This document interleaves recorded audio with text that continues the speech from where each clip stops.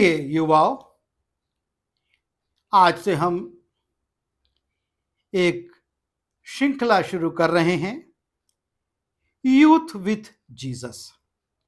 और इस श्रृंखला में हम युवाओं के विषय में और उनके जीवन की कुछ निर्बलताओं पर थोड़ी सी देर विचार करेंगे। और आज का जो विषय है और वो है खुदा के कलाम से बदसलूकी। हिंदी में कहें तो परमेश्वर के वचन की उपेक्षा। और जब हम प्रेरितों के काम उसके 20वें अध्याय में जाते हैं और वहां 7वें पद से 12वें पद को देखते हैं, लिखा है, सप्ताह के पहले दिन जब हम रोटी तोड़ने के लिए इकट्ठे हुए तो पौलुस ने जो दूसरे दिन चले जाने पर था उनसे बातें की और आधी रात तक बातें करता रहा। जिस अटारी पर हम इकट्ठे थे उसमें बहुत दिए जल रहे थे और यूतुखुस नाम एक जवान खिड़की पर बैठा हुआ गहरी नींद से झुक रहा था। और जब पौलुस देर तक बातें करता रहा तो वो नींद के झोंके में तीसरी अटारी पर से गिर पड़ा और मरा हुआ उठाया गया। परंतु पौलुस उतरकर उससे लिपट गया और गले लगाकर कहा, घबराओ नहीं, क्योंकि उसका प्राण उसी में है। और ऊपर जाकर रोटी तोड़ी और खाकर इतनी देर तक उनसे बातें करता रहा कि पौ फट गई। फिर वो चला गया और वे उस लड़के को जीवित ले आए और बहुत शांति पाई। और यहाँ का जो दृश्य है और वो हमने पढ़ दिया है कि पौलुस सुसमाचार प्रचार कर रहा है। ये उनके बीच में उसका अंतिम है संदेश, जिसको कह सकते हैं, क्योंकि वो दूसरे दिन जाने पर था। और वहां पर प्रभु भोज हुआ, रोटी तोड़ी गई और पौलुस उनसे वचन से बातें करने लगा। और बातें करते करते लगभग आधी रात हो गई और उस जगह पर जो कि तीसरी अटारी थी वो बैठे हुए थे। और उस भीड़ में उन लोगों में एक नौजवान भी था जिसका नाम भी दिया गया है यूतुखुस। और यूतुखुस उस अटारी की खिड़की पर जाकर बैठ गया। शायद उसको वहां पर ठंडी ठंडी हवा लग रही थी, ऊंचे पर थी, उसको अच्छा लग रहा था। इतनी भीड़ में बैठने से अच्छा वहां पर वो आराम से टिक कर बैठूंगा, ये सोच रहा था। और इसी मनसा से वो वहां पर बैठा था और उसका ध्यान परमेश्वर के वचन पर नहीं था। पौलुस क्या कह रहा था ये वो नहीं ध्यान दे रहा था, लेकिन उसको नींद आ रही थी। और लिखा है कि वो गहरी नींद से झुक रहा था, वो सो रहा था।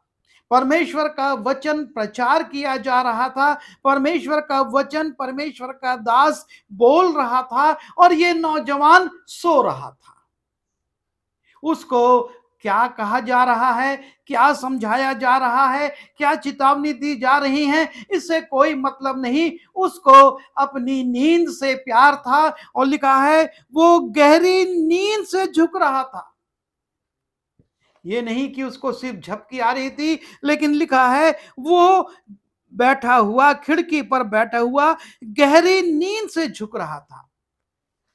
और यही एक ऐसा बिंदु है जो कि आपको और सबको एक चुनौती देता है। हम परमेश्वर का वचन कैसे सुन रहे हैं?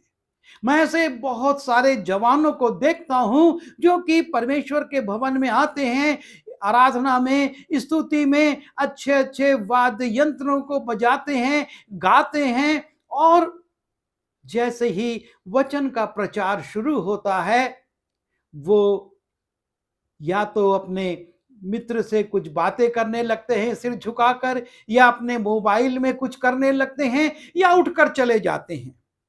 वो बाहर चले जाते हैं, दुकानों पर खड़े होकर कोल्ड ड्रिंक या दूसरी चीजों का सेवन करते हैं, कुछ देर हंसी मजाक करते हैं, और जब वचन समाप्त होने लगता है पुनः वो अंदर आ जाते हैं, उन स्थानों पर बैठ जाते हैं, और जब अंतिम गीत गाए जाते हैं, दान उठाया जाता है, वो बाजे बजाने लगते हैं, वो गाने लगते हैं।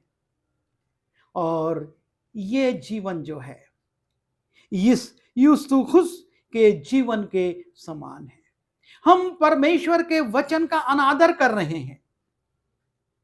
ये स्मरण रखें, ये नौजवान पौलुस का अनादर नहीं कर रहा था कि वो प्रचार कर रहा है, जबकि उसको सुबह ही यात्रा करनी है, पर वो तब भी बड़े बोझ से प्रचार कर रहा है। लेकिन ये नौजवान परमेश्वर के वचन का अनादर कर रहा था। पौलुस तो अपना काम कर रहा था, लेकिन ये नौजवान परमेश्वर के वचन पर ध्यान देने के बजाय अपने सुख विलास में, अपनी नींद में झपकियां ले रहा था, झोंके खा रहा था। लिखा हुआ है कि वो झोंके में, नींद के झोंके में तीसरी अटारी पर से गिर पड़ा और मरा हुआ उठाया गया। हाँ प्रियो, एक बहुत खतरनाक अंत इस नौजवान का दिया गया है। वो तीसरी अटारी पर से गिर गया और उसकी मृत्यु हो गई। एक लापरवाही, एक परमेश्वर के वचन के प्रति उपेक्षा उसको इस संसार से अलग कर देती है। ये उसका सौभाग्य था, या परमेश्वर का दिया हुआ उसको एक अवसर था कि पौलुस वहां पर था, दौड़कर वो जाता है, उस नौजवान से लिपट जाता है। कितना उसका खून निकला, कितनी उसकी हड्डियां टूटी, हम कुछ नहीं जानते। तीसरी अटारी पर से वो गिरा था, लेकिन पौलुस उसी दशा में उस जवान से लिपट जाता है और परमेश्वर को पुकारता है, और तब कहता है कि इसका प्राण इसी में है।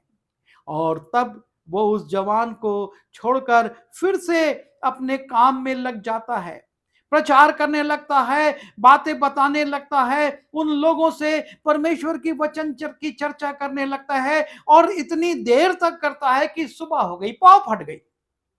और तब वो अपनी यात्रा के लिए निकल जाता है। लिखा है कि वो बातें करता रहा कि पाँव फट गई, और फिर वो चला गया।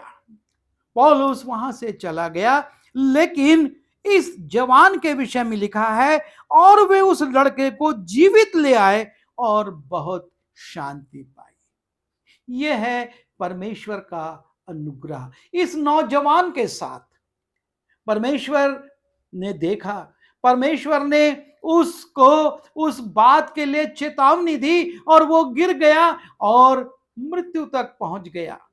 लेकिन जिस रीति से योना कहता है कि मैं समुद्र के निचले तल तक पहुंच गया था, मैं मृत्यु के नजदीक था, और परमेश्वर ने उसको बचाया। ठीक इसी रीति से इस नौजवान को परमेश्वर एक अवसर और दे देता है। लेकिन इसका मतलब ये नहीं है कि हम बार बार इन गलतियों को करें। ये घटना हमको एक चेतावनी के रूप में दी गई है। आप देखेंगे वहां बाकी बातों से इसका कोई संबंध नहीं है, लेकिन ये घटना इसलिए लिखी गई है कि हमारे लोग इस बात के लिए सचेत हों कि वो परमेश्वर के कलाम से बदसलूकी ना करें, परमेश्वर के वचन की उपेक्षा ना करें, परमेश्वर के वचन को इग्नोर ना करें, लेकिन वो उसको ध्यान से सुने और उसका पालन भी करें। ये नौजवान इस सभा में आया था, हमारे बच्चे, हमारे जवान भी परमेश्वर के भवन में आते हैं, लेकिन वो परमेश्वर के वचन को कितना आदर मान देते हैं, ये सोचने की बात है। इस बात पर उनको चिंतन करना होगा, क्योंकि लिखा हुआ है, जब हम भजन संहिता उसके 138वें अध्याय के दूसरे पद की तीसरी लाइन को देखते हैं, लिखा है, क्योंकि तूने अपने वचन को अपने बड़े नाम से अधिक महत्व दिया है। परमेश्वर अपने वचन की उपेक्षा नहीं सहन करता। वो ये चाहता है कि उस वचन को जो उसने दिया है उसकी उपेक्षा ना की जाए, लेकिन उसका पालन किया जाए, उसको ध्यान से सुना जाए और उसके अनुसार आचरण किया जाए। और इसलिए हम सावधान हो जाएं, हम इस जवान के समान लापरवाही ना करें, क्योंकि जरूरी नहीं कि जो अवसर इस जवान को मिला वो हमको भी या आपको भी मिलेगा। आइए प्रार्थना करें। प्रभु जी, हमने जाने में अनजाने में बहुत बार आपके वचन की उपेक्षा की है, पर आपने हम पर दया करी और हमको जीवन दिया है। और आज जब हम यूस्तुस के जीवन को देखते हैं और देखते हैं कि कैसे वो मर गया था, पर आपने दया करी और उसको जीवन दिया, हमको अनुग्रह दीजिए कि हम ये गलती ना करें, हम आपके वचन के प्रति लापरवाह ना हो, लेकिन आपके वचन को पूरा आदर मान दें, उसको सम्मान दें और उसके अनुसार आचरण करें। हम सब की, हमारे सभी जवान बेटे बेटियों की आप सहायता करिए कि वो आपके वचन को पूरा पूरा आदर मान दें। बिनती यीशु मसीह के नाम से मांगता हूँ, आमीन।